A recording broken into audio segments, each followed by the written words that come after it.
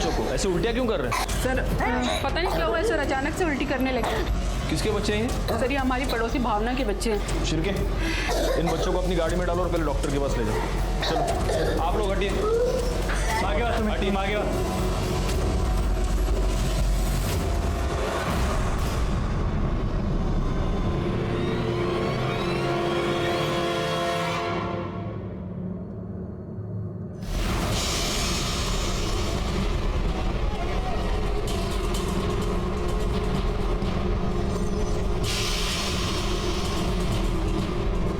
अपने करियर में इतने मर्डर्स देखे मोरे, लेकिन किसी को इतना ब्रूटली मारा हुआ पहली बार देखा है। इसको इस कुर्सी से बांध कर इतना मारा गया है, खासतौर पे चेहरे पे। देखो, नो डाउट इसके बच्चे बाहर उल्टियां कर रहे हैं। सर बॉडी को पोस्टमार्टम के लिए भेज दो। Okay sir.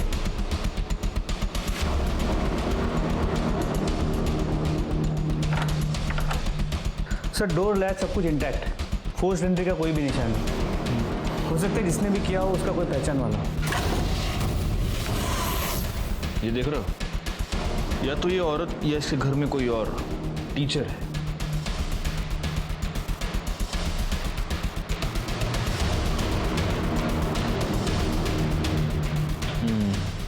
प्लेट देखकर लग रहा है कि विक्टिम ने पहले खाना खाया है और फिर उसका मर्डर हुआ है।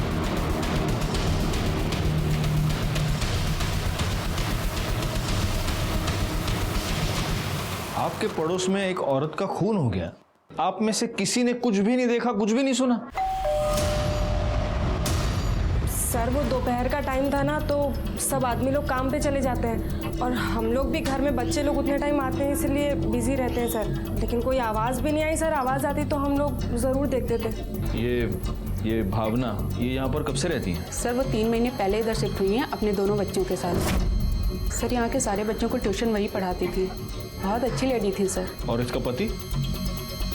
पति के बारे में तो पता नहीं सर, मतलब भावना ने कभी बताया नहीं और हमने भी कभी नहीं देखा। तो मतलब इसके पति के बारे में किसी को कुछ भी नहीं पता?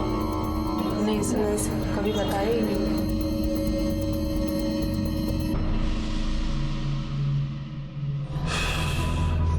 मोरे, जिस तरह से इस भावना को कुर्सी से बांधकर टॉर्चर करके मारा गया है, ऐसे लगता है कि किसी ने उस पर 3rd डिग्री का इस्तेमाल किया। कोई उससे कोई इंफॉर्मेशन निकलवाना चाहता था। एक काम करो, उसकी CDR डिटेल्स निकालो, शायद उसमें कुछ मिल जाए। जी सर। और सर मैंने बिल्डिंग में CCTV कैमरा के लिए पता किया। हाँ तो? सर इस बिल्डिंग में CCTV कैमरा तो क्या, वॉचमैन भी नहीं है।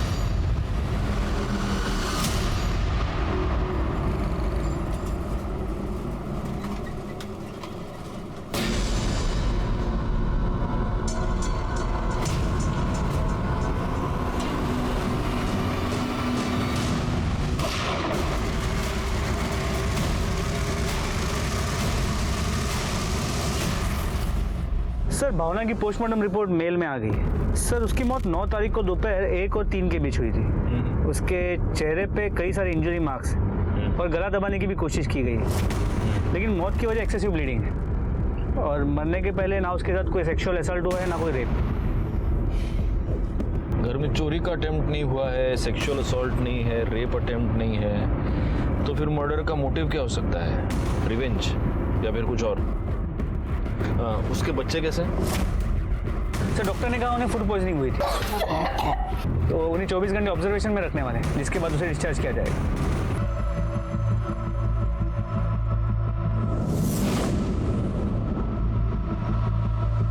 सर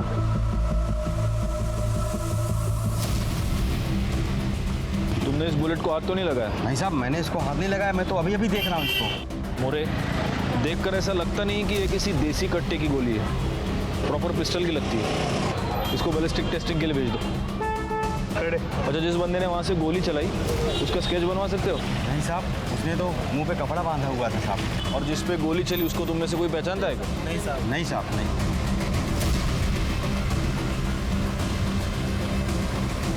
मोरे, उस CCTV कैमरे का सारा फुटेज चाहिए। सर ये बच्चा अंश भावना मर्डर केस के बारे में कुछ बताना चाहता है। बताओ क्या? अंकल मैं भावना मैम के पास पहले ट्यूशन पढ़ता था, तो फिर मैं 2 दिन ट्यूशन नहीं गया, तो तीसरे दिन मैम मुझे सड़क पे मिले।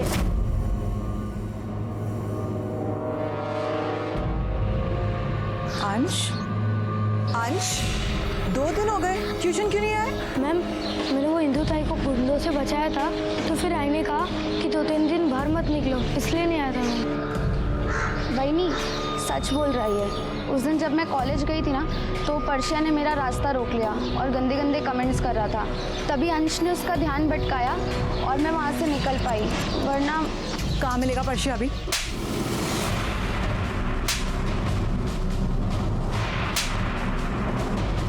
क्या हुआ? लड़की को छेड़ रहा था।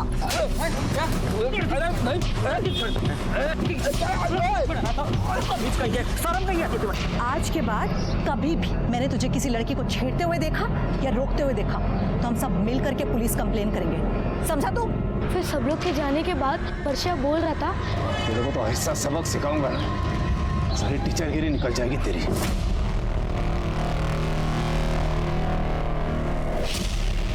अंश रहते गाँव लक्ष्मी चौल। करडे याला घरी घेऊन जा, ये अंकल तुमको घर ले जाएंगे। हाँ थैंक यू। चल बैठ। मोरे इस पर्चा को उठा फौरन। सर ये भावना के फ़ोन पे बार बार पापा नाम से कॉल आ रहा है। हेलो हेलो, आप कौन बोल रहे हैं? पहले आप बताइए आप कौन बोल रहे हैं? नंबर तो भावना नु छे। हाँ ये नंबर भावना का है। आप उसके पापा हैं क्या? हाँ ऐसा ही समझ लीजिए।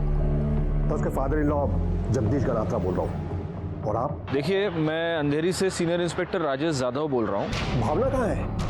अब उसका फोन आप लोगों के पास क्या कर रहा है? Mister Ganatra, I am very sorry to inform you, लेकिन आपकी बहू भावना का मर्डर हो चुका है। व्हाट? मर्डर? ये उसका फोन हमें क्राइम स्पॉट पर मिला। लेकिन कौन? क्यों? ऐसा कैसे हो सकता है? बच्चे कहाँ हैं? बच्चे ठीक हैं, लेकिन आप प्लीज जल्दी से जल्दी अंधेरी पुलिस स्टेशन आ जाइए।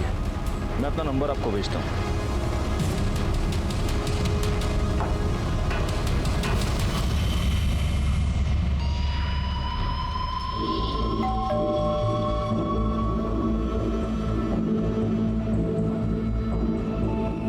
सुनो। हाँ साहब। ये पर्चा ये रहता है ना? हाँ साहब। कहाँ गया कुछ पता है? नहीं साहब, मुझे कुछ नहीं पता।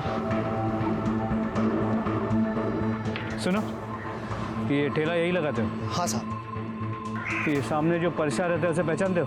हाँ साहब। कहाँ गया है कुछ पता है? साहब उसको तो हम कब से देखे नहीं हैं, पता नहीं कहाँ गया वो। ठीक है, कर्टेन से नंबर गया, तुम भी इनका नंबर ले लो। अगर ये पर्चा घर पे आता है तो सबसे पहले हमें इन्फॉर्म करोगे। जी साहब।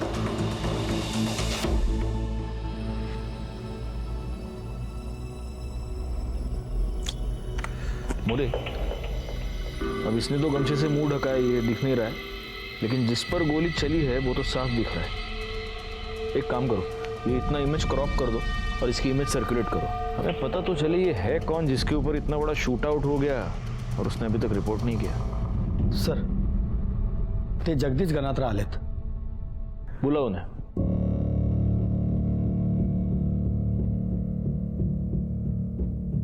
सर हमें भावना की बॉडी कब तक मिल सकेगी? आप बस फॉर्मेलिटीज कंप्लीट कर दीजिए, उसके बाद आप उसकी बॉडी ले जा सकते हैं। आपका आपके बेटे के साथ कोई कांटेक्ट हुआ? उसको पता है आपने उसकी बीवी का मर्डर हो चुका है? नहीं, मैं उसके टच में नहीं हूं। वैसे भी कल्पेश को भावना से क्या लेना देना? पति है वो उसका, आपको लेना देना है और उसको लेना देना नहीं। मेरा बेटा किसी काम का ही नहीं है, वो सिर्फ अपने बारे में ही सोचता है। जिंदगी में उसने दिया ही क्या है भावना को? सिर्फ दुख ना। इसलिए भावना ने जब अलग होने का निर्णय लिया तो उसने पति का सरनेम लगाना भी बंद कर दिया। उसने अपने मायके का सरनेम देड़िया लगाना शुरू कर दिया, ताकि कम से कम वो लोग तो उससे दूर रहे जिससे फ्रॉड करके कल्पेश आज घूम रहा है बाहर। किस तरह का फ्रॉड?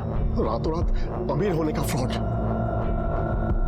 लोगों को बेवकूफ बनाकर इन्वेस्टमेंट के नाम पे पैसे लेना और वापस न करना। आखिर ऐसा हुआ सर कि सुबह शाम घर के दरवाजे पर लेनदार खड़े रहते थे पैसे मांगने के लिए, और कल्पेश उन्हें पैसे लौटाने के बजाय रातों रात भावना और बच्चों को लेकर गायब हो गया। बाद में पता चला कि गोवा में है। तो वसूली वाले वहां भी पहुंच गए। अब ये वहां से भागकर मुंबई चला आया। अब जो पैसे देगा वो चुप तो नहीं बैठेगा ना सर। तो उन्होंने मुंबई का नंबर भी ढूंढ लिया, घर का पता भी। अब सुबह शाम फोन आने लगे, धमकियां मिलने लगी, जिससे बच्चों के ऊपर बहुत खराब असर पड़ा। तो भावना ने तय किया बच्चों को लेकर वो अलग रहेगी, कि कम से कम उन्हें तो अच्छी जिंदगी दे सके।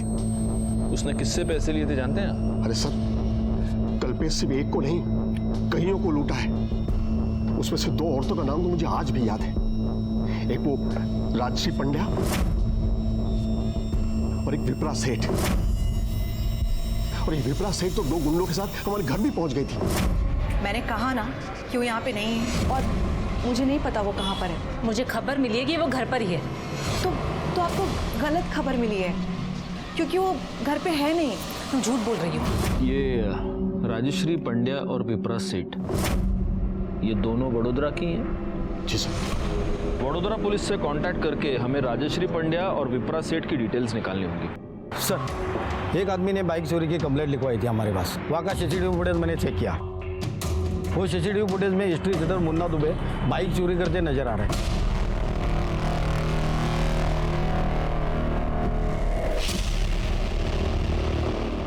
इसका फोटो लेकर सारे पुलिस स्टेशंस में और अपने खबरों में सर्कुलेट कर दो। Okay sir.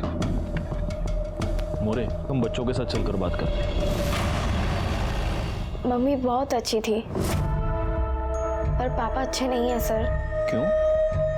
पापा क्यों अच्छे नहीं हैं? क्योंकि वो हमेशा मम्मी से झगड़ा करते थे। एक काम ढंग से नहीं करती है तू। लेकिन कब तक हम लोग ऐसे सब चुप! मेरे सामने ना जबान तो लड़ा नहीं मत। बोल रहा हूँ कि मेरे लिए नहीं, कम से कम बच्चों के लिए तो कर दो। बोलती बंद कर, तो जबान खींच लूंगा यहीं। छोड़ो मुझे। चुप! मुझे पापा से बहुत डर लगता है अंकल। एक बात बताओ, तुम लोग मम्मी के साथ शिफ्ट हो गए, तब उसके बाद तुम्हारे पापा तुमसे मिलने के लिए यहाँ पर आए थे? हाँ, 2-3 बार आए थे, पर वो आकर भी मम्मी से झगड़ा ही करते थे। अच्छा, मुझे एक और बात बताओ, तुम्हारे पापा को पूछते हुए कभी कोई और यहाँ पर आया था? नहीं। एक मिनट, ये आदमी? नहीं अंकल। Are you sure? पर एक दिन जब मम्मी हमें स्कूल से लेकर आ रही थी, तब सड़क पर एक आंटी मिली थी। आज गला कर। राजश्री, तुम यहाँ? तुझे क्या लगा तू और तेरा पति भाग के यहाँ आ जाओगे तो किसी को पता नहीं चलेगा? देखो, मेरे और मेरे पति का कोई लेना देना नहीं है। तेरा उसके साथ क्या, उसका भी तेरे साथ कोई लेना देना नहीं है। भूल गई? तेरे होते हुए भी वो मेरे पास आया था, प्यार का नाटक करके 20 लाख का चूना लगा के गया। और इस लिस्ट में मैं अकेली लड़की नहीं हूँ। पुलिस स्टेशन में रेप और फ्रॉड की कंप्लेंट फाइल की। वडोदरा पुलिस से फौरन कांटेक्ट करो और विप्रा सेठ को यहाँ बुलाओ पुलिस स्टेशन। सर, अंधेरी के शास्त्री नगर में एक आदमी के ऊपर गोली चलाई गई है। उसे सिटी हॉस्पिटल लेके गए। जिसे गोली लगी है उसकी उम्र कुछ 35 के आसपास की होगी। गोली उसके लेफ्ट शोल्डर में लगी है, इसीलिए वो बच गया। हमने गोली निकाल ली है, लेकिन जख्म भरने में थोड़ा वक्त लगेगा। उसका नाम पता चला आपको? कल्पेश गणात्रा। क्या? कल्पेश गणात्रा। सर, आज से कुछ दिन पहले भी मुझ पर गोली चलाई गई थी सर, लेकिन तब मुझे गोली लगी नहीं थी सर। तुमने उसकी पुलिस कंप्लेंट क्यों नहीं की? मैं डर गया था सर। मुझ पर गोली चली, उसके बाद मैंने अपने आप को घर में ही कैद कर लिया था सर। मैं घर से बाहर निकला ही नहीं सर। और आज जब मैं घर से बाहर निकला तो फिर से किसी ने गोली चला दी। तुम भावना डेढ़िया के पति हो? हाँ, लेकिन आपको कैसे पता? हमें इसलिए पता है क्योंकि हम भावना डेढ़िया के मर्डर की इन्वेस्टिगेशन कर रहे हैं। 9 तारीख को किसी ने भावना के घर में घुसकर उसे बेरहमी से टॉर्चर करके मार दिया।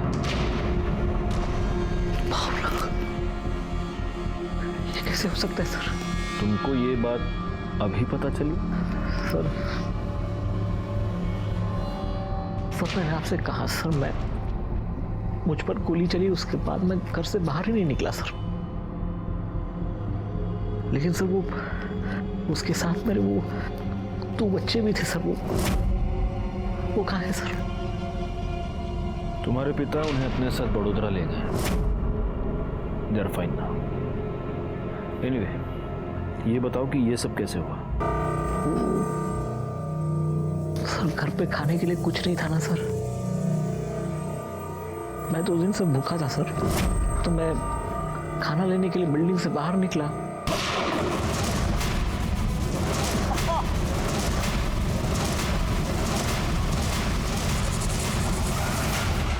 तुमने उस बंदे की शक्ल देखी? नहीं सर, उसने अपना चेहरा गमछे से ढका हुआ था। और पहली बार जब तुम पर अटैक हुआ था तब उसकी शक्ल देखी थी? नहीं सर, तब भी ढका हुआ था। क्या तुम्हें ऐसा लगता है कि ये दोनों अटैक्स एक ही आदमी ने किए होंगे? पता नहीं सर। तुम्हें किसी पर शक? जी नहीं सर।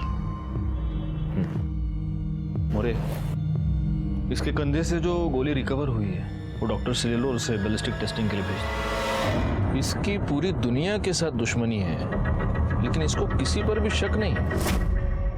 साला अजीब बात है। हाँ बोला। ठीक है, तुम उस पर नजर रखो। सर, बाइक चोरी केस में जो history sheeter Munna Dubey involve था, उसे बोरीवली के बस स्टॉप पे देखा गया। चलो। कुड़े वो लाल गमछा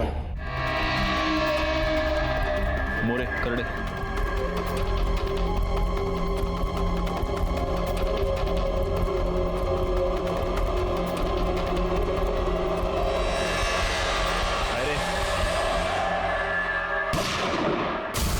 करड़े सर के पास जाओ। मोरे, एम्बुलेंस सर।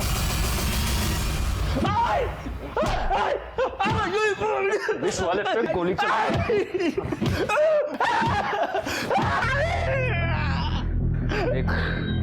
बहुत लंबे के लिए अंदर भेजूंगा तेरे को मैं। अब अगर बचना है तो सिर्फ एक तरीका है। बोल, किसका सुपारी लेके आए थे इधर? बोल बोल। नहीं बोलेगा? करड़े आओ, बकता का है, मिर्ची खाला। मोरे, एक काम करो, इसका फोन चेक करो। आओ करड़े, तुम्ही थांबू नका, घाला मिरची।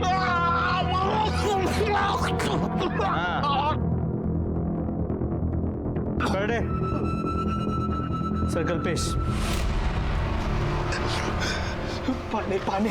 कल्पेश गणात्रा की सुपारी दी थी तुम्हें? हाँ? किसने तेरे को सुपारी? बोल। गाला। बता दो साहब, बता दो। वो राशि पांड्या ने सुपारी दी थी, पर सब मैंने नहीं मारा। सब मैं जब उसके घर गया तो उसे मारने के लिए, तो वो घर पे था ही नहीं साहब। मैं नीचे आ गया और उसका इंतजार करने लगा कि जैसे वो आएगा वो उसे टपका दूंगा। लेकिन जैसे मैंने पुलिस की गाड़ी देखी, मैं डर के मारे वहां से बाइक उठा के भाग गया साहब। बाद में मुझे पता चला कि उसको किसी ने गोली मार दी। तो मैं सोचा कि काम तो हो ही गया, मुझे यहाँ से निकल जाना चाहिए, बेकार में मैं फंस जाऊंगा साहब। साहब थोड़ा पानी दिला दो। पानी ना? पुलिस वाले को गोली मारी है तूने। करड़े, गाला मिर्ची। साहब।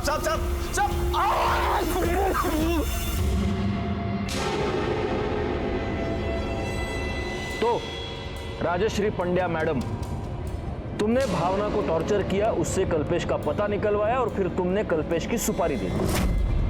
सर, अगर मैंने उसके नाम की सुपारी दी होती तो आज वो जिंदा नहीं होता। मैंने भावना को टॉर्चर नहीं किया, मैंने उससे सिर्फ कल्पेश का एड्रेस मांगा था। कुत्ते को ढूंढना है ना तो उसके पिल्लू को दबोचना पड़ेगा। मांगा था? तुम्हारी भाषा में इसको मांगना कहते हैं। कल्पेश की सुपारी क्यों दी? बोलो। सर, दी तो नहीं थी, लेकिन अब देना चाहती हूँ। उसने मेरे साथ प्यार का झूठा नाटक किया सर, और उसी झूठे प्यार के पागलपन में मैंने उसके ऊपर 20 लाख रुपए लुटा दिए। कितना मजाक बना मेरा उसके बाद। तो बदला लेने के लिए भी थोड़ा पागलपन तो होना चाहिए ना। बैठो। तुम्हारा पागलपन तो दिख ही रहा है। वैसे तुम्हारी इंफॉर्मेशन के लिए बता दूं, राजश्री, जिसको तुमने सुपारी दी थी वो हमारी कस्टडी में है और उसने सब कुछ बक दिया है। सर, कोई कुछ भी बोलेगा, उससे ये साबित तो नहीं होता ना कि मैंने उसे सुपारी दी है। नहीं, बिल्कुल नहीं होगा, लेकिन तुम्हारे कॉल रिकॉर्ड से ये साबित हो रहा है कि मुंबई के एक हिस्ट्री शीटर से तुम कांटेक्ट में थी। हाँ, लेकिन कांटेक्ट करने का मतलब ये तो नहीं है ना सर कि मैंने उसे सुपारी दी है। ये भी हम साबित करेंगे। पाटिल मैडम, बिठा के रखो इन्हें। चलो उठा। कल्पेश गणात्रा पर जो पहला अटैक हुआ वो स्मिथ एंड वेसन पिस्टल से हुआ था। अगर बैलिस्टिक रिपोर्ट के मुताबिक इस बार भी यही पिस्टल यूज किया गया है तो हो सकता है कि ये दोनों अटैक्स एक ही आदमी ने किए। सर, वडोदरा पुलिस विप्रा शेठ को लेके आई है। कल्पेश ने मुझे सिर्फ फाइनेंशियली ही नहीं, इमोशनली भी चीट किया है। जब मुझे पता चला कि उसने मेरे साथ प्यार का नाटक मेरे पैसों के लिए किया है तो मैंने उस पर फ्रॉड और रेप के चार्जेस लगाकर उसकी कंप्लेंट करा दी, लेकिन वो बचकर भाग गया। मुझे खबर मिली है कि वो घर पर ही है। तो आपको गलत खबर मिली है। तुम झूठ बोल रही हो। वो देखो पीछे वाले कमरे से भाग रहा है। कहाँ जा रहा है? कहाँ भाग रहा है तू?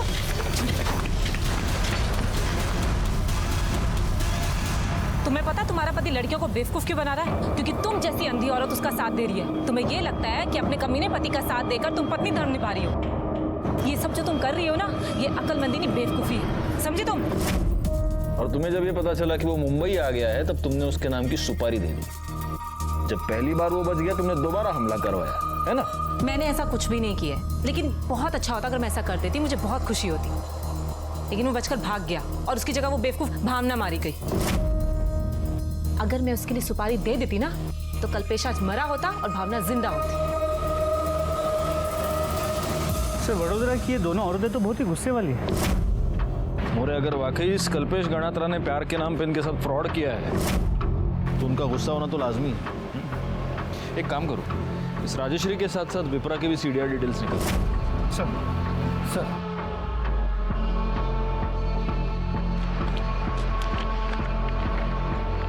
सर, कल्पेश गणात्रा पे जो दूसरी बार गोली चली थी उसकी बैलिस्टिक रिपोर्ट। ओह, इस बार गाउठी कट्टा यूज हुआ है, यानी दोनों बार दो अलग अलग वेपन से फायर हुआ है। तो मेरी जो थियरी थी, दो अलग अलग लोगों ने अटैक किया है उस पर। लेकिन सर, ये भी तो हो सकता है कि शूटर वही हो, लेकिन इस बार उसने अलग बंदूक का इस्तेमाल किया ताकि वो हमें गुमराह कर सके। हो सकता है। चलो इस कल्पेश गणात्रा से चल के बात करते हैं। तुम पर एक बार नहीं, दो बार अटैक हुआ है और फिर भी तुम्हारा ये कहना है कि तुम्हें किसी पर शक नहीं। सर, मेरी किसी के साथ कोई दुश्मनी नहीं है सर। नहीं, तुम्हारी किसी एक के साथ दुश्मनी नहीं है, तुम्हारी बहुत लोगों के साथ दुश्मनी है। हमें तुम्हारी कलरफुल हिस्ट्री के बारे में पता चल चुका है। कल्पेश गणात्रा, राजश्री पंड्या, विप्रा सेठ और भी बहुत सारे नाम हैं। देखो, अब हमारा टाइम वेस्ट मत करो और सब सच सच बता दो। मेरा सबसे बड़ा दुश्मन मेरा खुद का बाप है सर। एक नंबर का घटिया इंसान। कहने में शर्म आती है सर, लेकिन कैसे कहूँ, मेरे बाप का मेरी बीवी के साथ अफेयर था। क्या? जी हाँ सर, और उन्हीं की वजह से हमने वडोदरा छोड़ा था। मैंने सोचा कि भावना को उनसे दूर ले जाऊंगा तो शायद मामला ठंडा हो जाएगा, सब कुछ ठीक हो जाएगा, लेकिन नहीं, उन्होंने हमें गोवा में भी ढूंढ लिया। हम गोवा से मुंबई आए तो मुंबई में भी ढूंढ लिया। यहाँ तक कि वो भावना को हर रोज़ फ़ोन करते थे। यहाँ तक कि वो जब मैं और भावना अलग हो गए तो भावना से मिलने घर पे आते थे। सर, मुझे तो लगता है कि कल्पेश पर जो गोली चलाई गई वो क्या इसी पिस्टल की थी या नहीं? हमारे सामने बहुत सारे सस्पेक्ट्स थे, लेकिन सबूत किसी के खिलाफ नहीं था। और तभी राजश्री और विप्रा के कॉल रिकॉर्ड से हमें एक ऐसी बात मिली जिससे इस केस को सुलझाने की हमारी उम्मीदें बढ़ गईं। सर, राजश्री और विप्रा की कॉल रिकॉर्ड चेक की। राजश्री तो क्लीन है, लेकिन विप्रा के कॉल रिकॉर्ड से ये पता चल रहा है कि भावना के मर्डर के एक हफ्ते पहले से वो इस केस के एक सस्पेक्ट के साथ रेगुलर टच में थी। कौन? परशा, जिसने भावना को धमकी दी थी कि वो उसे सबक सिखाएगा। तेरे को तो ऐसा सबक सिखाऊंगा ना, सारी टीचरगिरी निकल जाएगी तेरी। वर्षा, जिसका घर लॉक था वो? जी सर। लेकिन उसका विप्रा के साथ क्या कनेक्शन है? सिर्फ परशा के कॉल रिकॉर्ड्स को मैंने मोबाइल पे मंगवा लिया, एक बार चेक कर लेता हूँ। सर, कनेक्शन हो सकता है क्योंकि परशा की मोबाइल की लोकेशन भावना के मर्डर वाले दिन भावना के घर के आसपास की है। मोरे, ये परशा मुझे किसी भी हालत में चाहिए।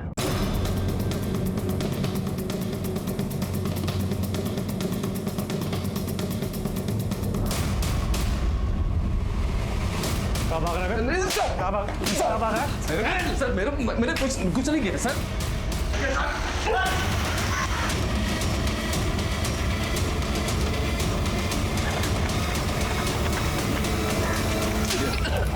बोल नहीं मालूम साहब। बोल बता।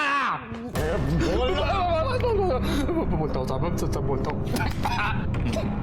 बोल। वो विप्रा को पहले से किधर से पता चल गया था कि वो मेरा भावना के साथ पंगा है, तो उसने सामने से मेरे को फोन किया था साहब। बोली वो भावना से कल्पेश का पता निकल के देंगे ना, मेरे को 50,000 रुपये देगी साहब। मैं जेब से कर था साहब, एकदम पोका। तो हाँ बोल दिया साहब, 25,000 रुपये एडवांस में उसने उसी दिन दे दिया था साहब। 25 बाद में देगी बोला, काम होने के बाद। तो साहब मैं वो 9 तारीख को दोपहर को कुछ 2:30 बजे के करीब उसके घर पे गया था साहब। लेकिन मैं जब उधर गया ना तो मेरी फट गई। वो भावना को किसी ने कुर्सी पे बांध के बुरी तरह मार दिया था साहब। वो पहले से मरी हुई थी। वो पहले से मरी हुई नहीं थी, उसको तूने मारा। तूने उसको टॉर्चर किया कल्पेश का पता जानने के लिए, क्योंकि विप्रा ने तुझे सुपारी दी थी। टॉर्चर से भावना मर गई, तुझे कल्पेश का पता चल गया और तूने वो पता जाकर विप्रा को बताया, इसलिए विप्रा ने कल्पेश की सुपारी दी थी। आई शपथ करो बोलते हैं साहब, मेरे को नहीं मालूम है, मैंने कुछ नहीं किया है साहब। भावना के मर्डर के चार्ज में अरेस्ट हो गई। करडे जोपर्यंत आप मर्डर से कबूल करत नहीं तब तक खिलाते रहो इसको। सर और मोरे बड़ोड़ा पुलिस को इन्फॉर्म करो ताकि वो विप्रा को अरेस्ट कर सके। वर्षा को इंट्रोगेट करने के बाद हमें ऐसे लगा जैसे हमने भावना मर्डर केस को सॉल्व कर लिया है। वर्षा को अरेस्ट कर लिया गया, लेकिन इससे पहले कि वडोदरा पुलिस विप्रा सेठ को अरेस्ट करती वो फरार हो चुकी थी। लेकिन इससे हमें इस बात का कंफर्मेशन मिल गया कि हम राइट ट्रैक पर थे। बैलिस्टिक रिपोर्ट के मुताबिक कल्पेश पर जो गोली चलाई गई थी, जो ऑटो की सीट पर मिली थी, वो जगदीश गणात्रा के पिस्टल से ही चलाई गई थी। लेकिन जगदीश गणात्रा के पास इस बात की पक्की एलिबाई थी कि जब कल्पेश पर हमला हुआ तब वो खुद वडोदरा कोर्ट में मौजूद था। मुझे पता था आप लोग आने वाले हो, लेकिन आप लोग मुझे अरेस्ट नहीं कर सकते। मैंने पहले ही एंटीसिपेटरी बेल ले ली है। आप अपने वकील होने का इतना फायदा उठाएंगे तो हमें भी पता है, लेकिन हम आपको अरेस्ट करने नहीं, आपसे कुछ सवाल पूछना है। बैठिए, बैठ के बात करते हैं। बैठिए।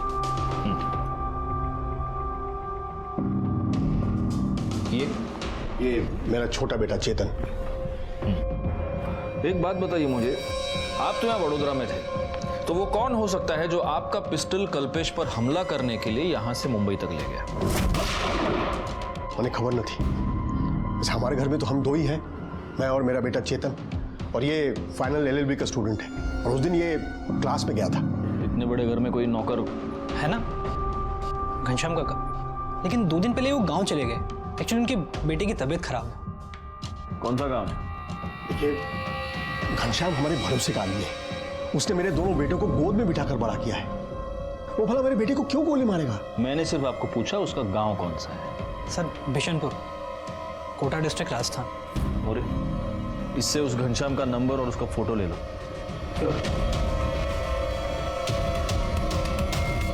अगर आपके सवाल खत्म हो गए तो क्या मैं जा सकता हूं? अर्जेंट मीटिंग है। नहीं, एक फाइनल सवाल, आपका और आपकी बहू भावना का कब से अफेयर चल रहा था? व्हाट? हाशु बकवास है। आप ऐसा सोच भी कैसे सकते हैं? भावना मेरी बेटी जैसी थी। ये मैं नहीं कह रहा हूं, ये आपका बेटा कल्पेश कह रहा है कि आपका उसकी बीवी के साथ, यानी आपकी बहू के साथ अफेयर चल रहा था। मेरे बाप का मेरी बीवी के साथ अफेयर था। कल्पेश भी था। वो अपने बाप और बीवी के बारे में इतनी गंदी बात सोचता है कि मुझे पता ही नहीं था। आप अक्सर उसके घर आते जाते थे, दिन में 3-3 बार उसको फोन करते थे, इसका क्या मतलब था? क्या मतलब है? मतलब वो मेरी बहू थी, मेरे पोता पोती उसके पास थे, तो वो कैसे हैं जानने के लिए मैं उन्हें फोन करता था। सर, घनश्याम के कॉल रिकॉर्ड्स और मोबाइल लोकेशन के मुताबिक वो राजस्थान के बिशनपुरा गांव में है। 9 सितंबर को सुबह 10 बजे उसका फ़ोन बड़ौदा में स्विच ऑफ है और 11 सितंबर को बिशनपुरा गांव में ऑन हुआ है। सर, वडोदरा से मुंबई जाने में कितना टाइम लगता है? सर करीब 7 से 8 घंटे। और वडोदरा से ये कोटा बिशनपुरा? तो हो सकता है 10 से 11 घंटे होंगे। लेकिन सर अब ये सब क्यों पूछ रहे हैं? इसलिए पूछ रहा हूँ क्योंकि शायद कल्पेश पर जो अटैक हुआ है उससे इस घनश्याम का लेना देना हो सकता है। जगदीश हमसे कुछ छुपा रहा था, पर वो क्या छुपा रहा है ये तब क्लियर हुआ जब हमने उसके कॉल रिकॉर्ड्स एक बार फिर खंगाले और फिर हमने बिना देर गंवाए जगदीश को पुलिस स्टेशन बुला लिया। 12 और 13 तारीख को जब आप मुंबई में थे तब एक नंबर पर आप लगातार कॉल कर रहे थे, और जब हमने पता किया तो हमें पता चला कि वो नंबर बैजू ढोलकिया का है, जो मुंबई अंडरवर्ल्ड में सूरती चिकना नाम से जाना जाता है, शार्प शूटर है वो। उसको क्यों फोन कर रहे थे आप? क्योंकि सर वो मेरा क्लाइंट है, तो केस के सिलसिले में बातचीत होती रहती है। अच्छा अच्छा, मतलब मुंबई अंडरवर्ल्ड में भी आपके क्लाइंट्स हैं। तो सिर्फ फोन पे बात करते हैं या मिले भी है आप इस शार्प शूटर से? नहीं सर, ऐसी कभी कोई जरूरत ही नहीं पड़ी। मिस्टर गणात्रा, एक वकील की याददाश्त कमजोर हो ये उसके सेहत के लिए अच्छा नहीं होता। 12 और 13 तारीख को जब आप मुंबई में थे तब आप सूरती चिकना से मिले थे। उसी रात आपने अपने बैंक अकाउंट से 2 लाख रुपए निकाले। मतलब मोरे, मैंने आज तक देखा है कि क्लाइंट्स अपने वकील को पैसा देते हैं, ये मैंने पहला वकील देखा है जो अपने क्लाइंट को पैसा देता है। गणात्रा? एक्चुअली सर वो मैं मिस्टर गणात्रा, झूठ बोलने से पहले आप 10 बार सोचिए, क्योंकि आपका ये सो कॉल्ड क्लाइंट सूरती चिकना हमारी कस्टडी में है और वो सब कुछ बोल चुका है, सब कुछ। क्या करता सर मैं?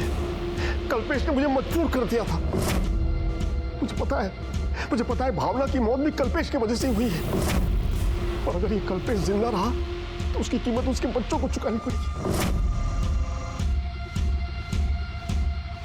इसलिए मैंने सोचा कि इतने लोगों के मरने से तो अच्छा है कि वो कल्पेश ही मर जाए। और इसलिए आपने अपने ही बेटे की सुपारी दे दी? लेकिन वो गधड़िया शार्प शूटर, सरासिर नाम का शार्प शूटर है, एक गोली भी ढंग के नहीं मार सकता। उसने कल्पेश को इंज्योर करके छोड़ दिया। जिंदगी भर उसके बच्चों के सर पे उसके बाप के किए की तलवार टंगी रहेगी। हमेशा ये डर बना रहेगा कि कैसे है वो लोग ठीक तो है। मोरे, अरेस्ट कर लो इन्हें। सर, सेकंड शूटआउट तो सॉल्व हो गया, पर फर्स्ट शूटआउट और भावना मर्डर केस में अब भी हमारे पास कोई पुख्ता सबूत नहीं है। जो कुछ भी हो सब सर्कमस्टेंशियल है, कोर्ट में सब वीक पड़ जाएगा।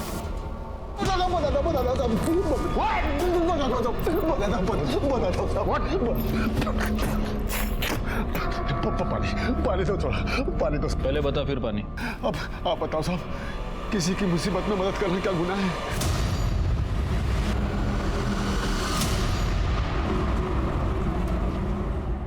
लो मोरे, वड़ा पाव खाओ।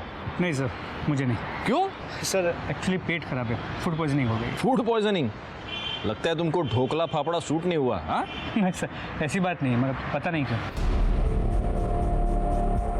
मोरे, एक काम करते हैं, इस कल्पेश गणात्रा पर जो पहला शूट आउट हुआ था उसका सीसीटीवी फुटेज दोबारा चेक करते हैं। निकालो फौरन। सर,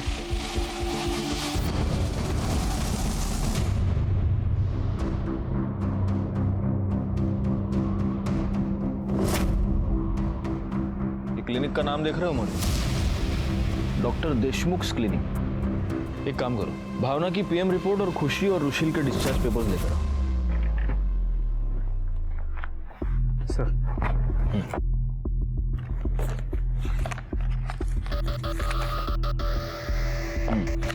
ये देखो, रुशील और खुशी को मशरूम की वजह से फूड पॉइजनिंग हुई थी। हो सकता है भावना ने उनको उस दिन टिफिन में मशरूम की सब्जी दी हो, क्योंकि अगर तुम्हें याद है तो मर्डर वाले दिन भावना के घर में मशरूम की सब्जी बनी थी। मैंने किचन में चेक किया था। जी सर, उस दिन ड्राइंग रूम के टेबल पे जो प्लेट था उसमें भी मशरूम थे, जिसमें शायद भावना ने खाना खाया। नहीं, यही तो मेरा पॉइंट है। भावना की पीएम रिपोर्ट देखो। भावना की पीएम रिपोर्ट ये कह रही है कि मौत के वक्त भावना का पेट खाली था। उस दिन भावना ने कुछ खाया ही नहीं था। वो प्लेट किसकी थी? अब ये हमें डॉक्टर देशमुख ही बता सकते हैं। हाँ, लंच में उन्होंने मशरूम खा लिया था, जिससे उन्हें एनर्जी है। Thank you so much doctor.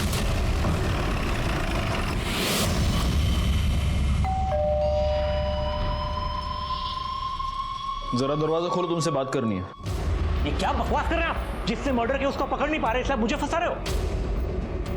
अच्छा, भावना के मर्डर के बारे में तुम्हें पहले से ही पता था, लेकिन जब हमने तुम्हें भावना के मर्डर के बारे में बताया तब तुमने इतना लाउड रिएक्शन दिया जैसे तुम्हें कुछ पता ही ना, जबकि एक दिन पहले तुमने खुद घनश्याम को भावना के मर्डर के बारे में सब कुछ बताया था। सब तो मैंने सोचा कि क्यों ना उन लोगों से बचने के लिए एक बार फिर भावना का इस्तेमाल किया जाए। मैंने सोचा कि भावना को इस बार ऐसे ही मारूंगा कि देखने वाले को ऐसा लगेगा कि मेरी इन्फॉर्मेशन निकालने के लिए किसी ने इसको टॉर्चर करके मारा है। भावना के मर्डर के बाद ये पुलिस केस हो जाएगा और जो लोग मेरी जान के पीछे पड़े थे वो भी शांत हो जाएंगे। अब मुझे पता था कि भावना दोपहर को अकेली रहती है, तो मैं एक दिन दोपहर को उसके घर पे चला गया। तुम? देखा मोरे, तुम्हारे फूड पॉइजनिंग ने एक मर्डर के सॉल्व कर दिया। क्या आप कल्पेश जैसे आदमी को इंसान कहेंगे? मैं तो नहीं कह सकता। उसने ना सिर्फ भावना को टॉर्चर करके मारा बल्कि उसी के लाश के सामने बैठकर बाद में खाना भी खाया। एक जानवर भी ऐसी वहशियाना हरकत नहीं कर सकता। कल्पेश का यही वहशीपन उसके लिए जुर्म की सबसे बड़ी दस्तक थी, जिसे वो समझ नहीं पाया और आज अपनी सारी उम्र वो जेल में काट रहा है। भावना ने इंदु को तो न्याय दिलवाया, लेकिन वो इस बात को बहुत देर से समझी कि कल्पेश के रूप में वो एक अपराधी को बचा रही है। वो भी जुर्म की दस्तक को सुन नहीं पाई और अपनी जान गंवा बैठी। जिन बच्चों का उज्जवल भविष्य वो देखना चाहती थी, अब वो उन बच्चों को कभी देख ही नहीं पाएगी और वो बच्चे भी उम्र भर अपनी माँ के लिए तरसते रह जाएंगे। मैं सीनियर इंस्पेक्टर राजेश यादव आपसे विदा लेता हूँ। दोबारा मिलूंगा, तब तक सतर्क रहिए और देखते रहिए क्राइम पेट्रोल दस्तक, क्योंकि मकसद बताना नहीं